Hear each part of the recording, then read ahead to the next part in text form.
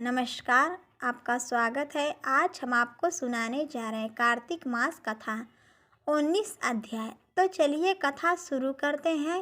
राजा पृथु ने पूछा, हे देवर्षि, अब आप यह कहिए कि भगवान विष्णु ने वहां जाकर क्या किया तथा जलंधर की स्त्री का पतिव्रत कैसे भ्रष्ट हुआ।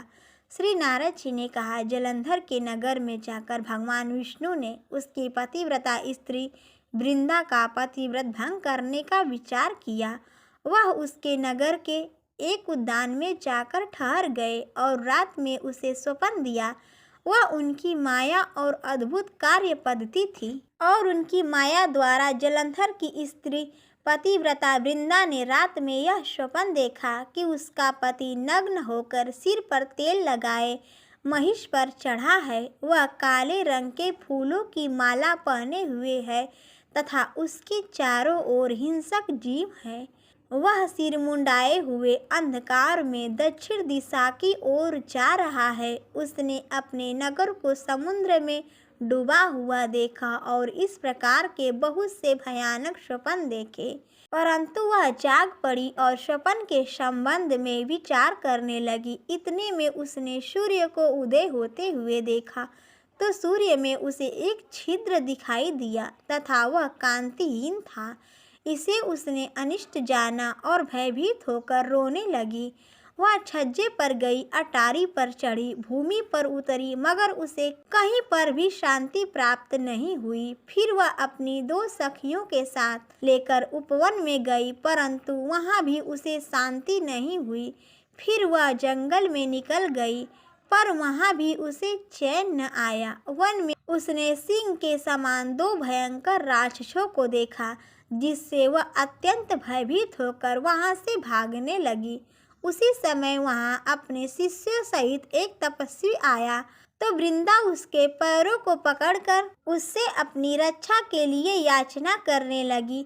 मुनि ने अपना एक ही ओंकार में उन दोनों राक्षसों को वहां से भगा दिया।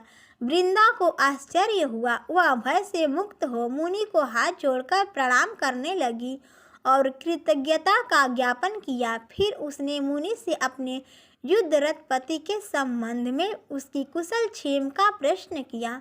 मुनि ने मौन होकर आगे पीछे देखकर कहना चाहा कि उसी समय दो बानर उनके पास आए और हाथ जोड़कर खड़े हो गए। जो ही मुनि ने भ्रिकुटी का संकेत किया तो वह उड़कर आकाश में चले गए। फिर जलंधर का सिर व धड़ लेकर मुनि के पास आ गए।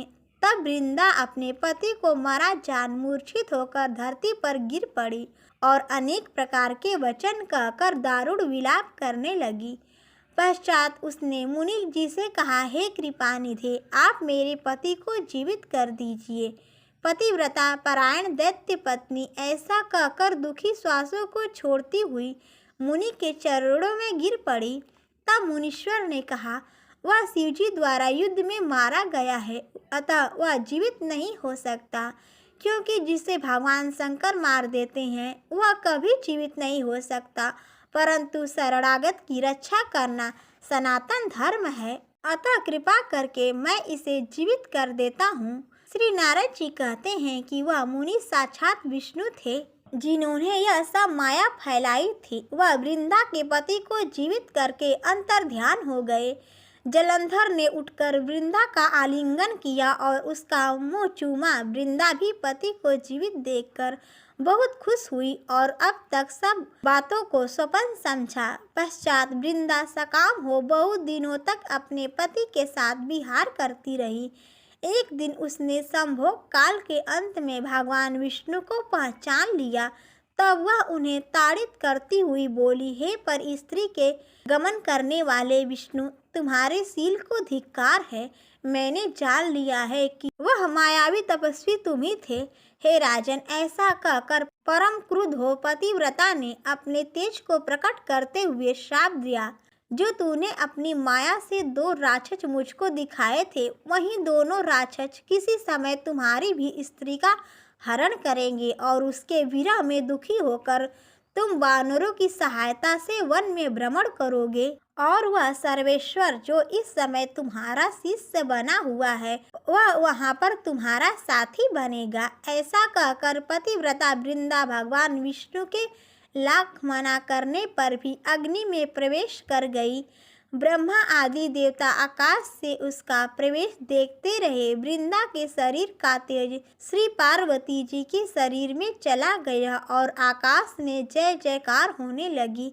पतिव्रता धर्म के प्रभाव से वृंदा ने मुक्ति प्राप्त की। प्रेम से बोलो भगवान विष्णु की जय।